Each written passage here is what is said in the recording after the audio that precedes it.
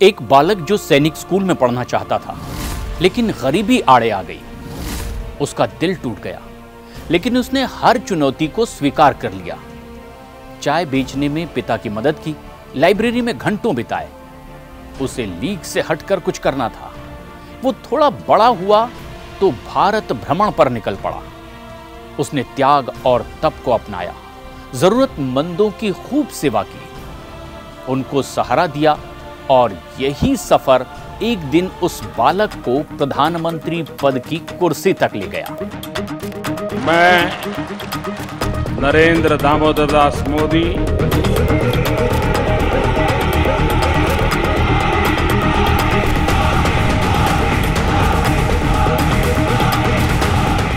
जी हां, हम बात कर रहे हैं नरेंद्र मोदी की।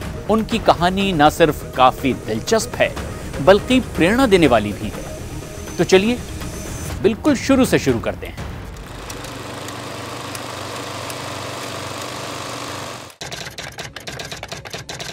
तारीख 17 सितंबर 1950।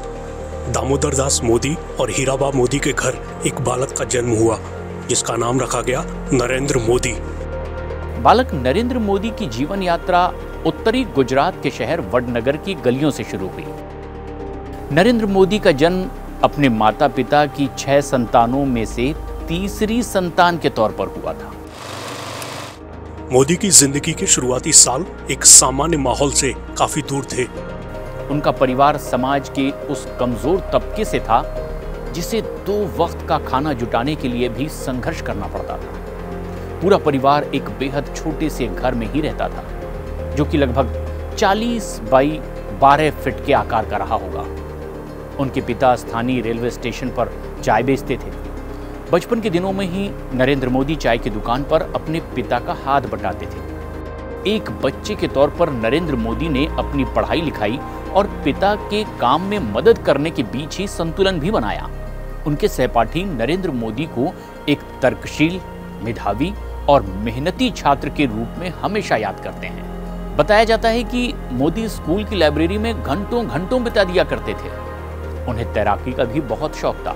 एक बच्चे के रूप में वो अक्सर हिंदू और मुसलमान दोनों समुदायों के त्योहार मनाया करते थे, क्योंकि उनके पड़ोस में उनके बहुत सारे मित्र मुस्लिम समाज से भी थे। हमारे घर में ईद भी मनती थी, हमारे घर में और भी त्योहार होते थे। मेरे घर में ईद के दिन खुद का खाना नहीं पकता था। सारे मुस्लिम परिवारों से मेरे यहाँ खाना आ जाता था, क्योंकि मेरे परिवार, हम रहते वहीं हैं, मेरा घर वहीं है, मेरे यानी 5 कदम के बाद मुस्लिम परिवार है। एक बालक के तौर पर नरेंद्र मोदी का एक सपना भी था, भारतीय सेना में जाकर देश की सेवा करने का। मोदी जामनगर के पास मौजूद सैनिक स्कूल में पढ़ना चाहते थे, लेकिन जब फीस चुकाने की बात आई तो पैसों की कमी की समस्या सामने आ गई।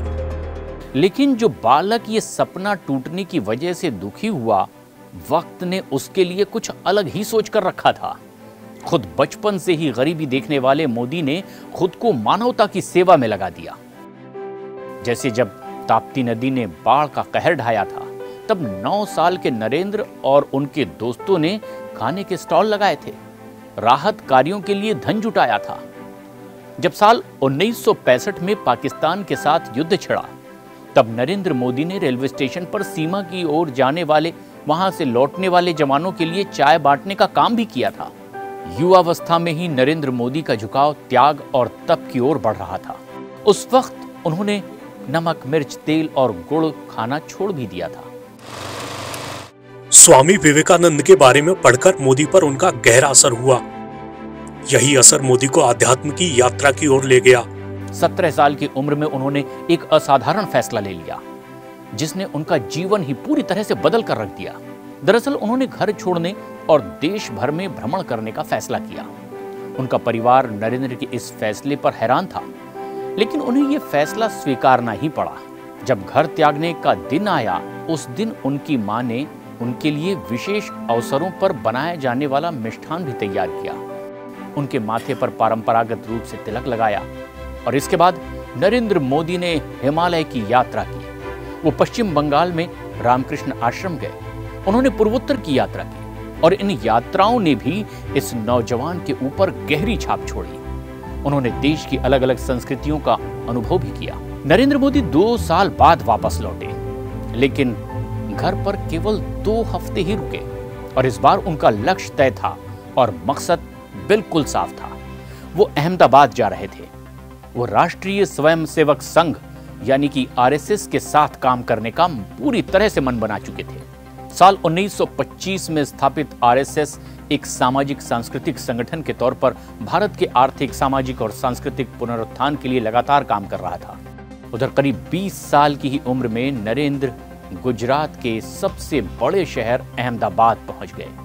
साल 1972 में वो प्रचारक बन गए और पूरा वक्त आरएसएस को देने लगे। वो कठोर दैनिक दिनचर्या अपनाते थे। दिन की शुरुआत सुबह 5 बजे से हो जाती थी और देर रात तक काम चलता रहता था। एक व्यस्त दिनचर्या के बीच नरेंद्र मोदी ने राजनीति विज्ञान में डिग्री भी हासिल कर ली। फिर आया साल 1975। जब देश में इमरजेंसी लगी, तब नरेंद्र मोदी इमरजेंसी विरोधी आंदोलन के मूल में थे। वो जो काम संभाल रहे थे उसमें से एक ये भी था कि गुजरात में आने और वहां से जाने वाले आपातकाल विरोधी कार्यकर्ताओं के लिए यात्रा की व्यवस्था करना। कभी कभी अपने काम के चलते उन्हें कई तरह के भेष भी बदलने पड़ते थे ताकि वो पहचाने ना जाएं। नरेंद्र मोदी ने आरएसएस के काम को आगे बढ़ाने में पूरा योगदान दिया और ये काम जारी रखा। वक्त के साथ साथ आरएसएस में उनकी जिम्मेदारियां भी बढ़ती चली गई। मोदी की जीवनी में इस बात का जिक्र है कि उनको आरएसएस और नई बनी पार्टी बीजेपी में उनके वरिष्ठ उन्हें और ज्यादा जिम्मेदारी सौंपना चाहते थे। साल 1987 में एक और अध्याय नरेंद्र मोदी के जीवन में शुरू हुआ। उन्होंने गुजरात बीजेपी में संगठन सचिव के तौर पर काम करना शुरू कर दिया। नरेंद्र मोदी ने लगातार गुजरात में पार्टी को मजबूत करने की दिशा में काम किया। उन्होंने कई यात्राओं के सफल मैनेजमेंट में बहुत महत्वपूर्ण भूमिका निभाई। फिर आया साल 1995। 1995 से नरेंद्र मोदी ने बीजेपी के राष्ट्रीय सचिव के रूप में काम किया। उन्हें उत्तर भारत में कुछ राज्यों का प्रभार भी सौंपा गया और फिर बीजेपी के राष्ट्रीय महासचिव संगठन के तौर पर वो काम करते हुए 1998 में लोकसभा चुनाव में बीजेपी की राहें मजबूत करने में जुट गए। सितंबर 2001 में मोदी को तत्कालीन प्रधानमंत्री अटल बिहारी वाजपेयी का फोन आया, जिसमें उनके जीवन में एक नया अध्याय खुल गया। अक्टूबर 2001 में गुजरात के वो मुख्यमंत्री बन गए। कहा जाता है कि बीजेपी आलाकमान ने केशुभाई पटेल की जगह मोदी को मुख्यमंत्री इसलिए बनाया क्योंकि उसे गुजरात में बीजेपी की जमीन खिसकती दिखाई दे रही थी। मगर मोदी ने मुख्यमंत्री पद संभालने के बाद पीछे मुड़कर कभी नहीं देखा। उन्होंने गुजरात को विकास की एक नई ऊंचाई तक पहुंचाया। मगर मुख्यमंत्री के तौर पर मोदी की राह आसान भी नहीं थी। साल 2002 के दंगों के बाद विपक्ष लगातार उनको घेरता रहा। उन पर खूब तीखे हमले होते रहे, लेकिन नरेंद्र मोदी लगातार जनता का भरोसा जीतने में कामयाब रहे। मोदी तब तक गुजरात के मुख्यमंत्री रहे जब तक कि उनके प्रधानमंत्री बनने का वक्त नहीं आ गया। दरअसल बीजेपी साल 2004 से केंद्र की सत्ता से बाहर थी और ऐसे में साल 2014 के लोकसभा चुनाव से ठीक पहले पार्टी ने एक बड़ा कदम उठाया।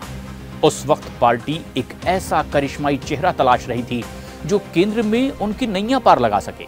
गुजरात में मोदी का प्रदर्शन और देश भर में उनकी लोकप्रियता देखकर बीजेपी समझ गई कि मोदी ही उनका करिश्माई चेहरा है और ऐसे में बीजेपी ने 13 सितंबर 2013 को नरेंद्र मोदी को प्रधानमंत्री पद का चेहरा घोषित कर दिया और इसके बाद जो हुआ वो इतिहास बन गया।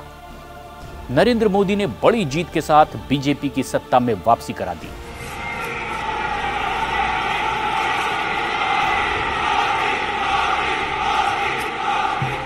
गरीबी के सामने संघर्ष करने वाला ये बालक बड़ा हुआ, आखिरकार एक दिन देश का प्रधानमंत्री बन गया। उनकी कहानी से लोग प्रेरणा लेने लगे। नरेंद्र मोदी की सरकार ने सबका साथ, सबका विकास, सबका विश्वास के नारे के साथ काम किया। उनकी सरकार के मुख्य कामकाज की बात करें तो आयुष्मान भारत योजना, जनधन योजना, उज्ज्वला योजना, स्वच्छ भारत मिशन, किसान Samman Nidhi, make in India, गरीबों को पक्का मकान देना, गरीबों को मुफ्त राशन देना, ये तमाम ऐसे कार्यक्रम और योजनाएं रही जो लगातार चर्चा में रही। इस बेहद अहम खबर और जानकारी पर क्या है आपकी राय, हमें कमेंट्स करके जरूर बताएं।